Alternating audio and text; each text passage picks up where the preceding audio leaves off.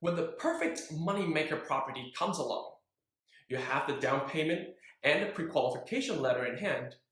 Are you able to spot it?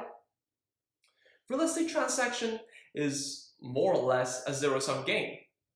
For you to make a winning purchase, does that mean the seller is making a silly mistake? When you see an opportunity, how confident are you in your judgment that you're not on the short end of that stick?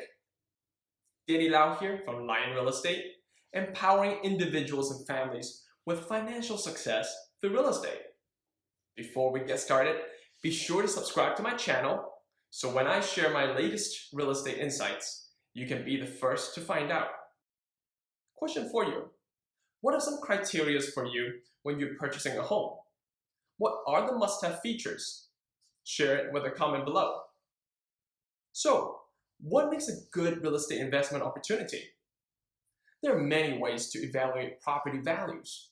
Without getting into complicated appraisal approaches, I want to focus on 3 simple tips on how to spot a good purchase. 1. Look for value add opportunities. If the house has a big lot, can you build a second unit? Go down to the local planning department to find out about the zoning. Can you split the lot? If the house looks tired, can you roll up your sleeves and build sweat equity just by changing the paint colors? 2. Look for a property that can generate a fair return while minimizing risks. Watch out for correlated wipeout risks. Avoid buying in a city where the entire economy relies on a single firm or a single industry that is subject to brutal regulations and competition. For example, you probably don't want to buy a rental property in a city where a single mining company is the biggest employer there. 3. Use cap rates to avoid bubbles that make conservative returns unrealistic. Cap rate is calculated by dividing your net return by your cost basis.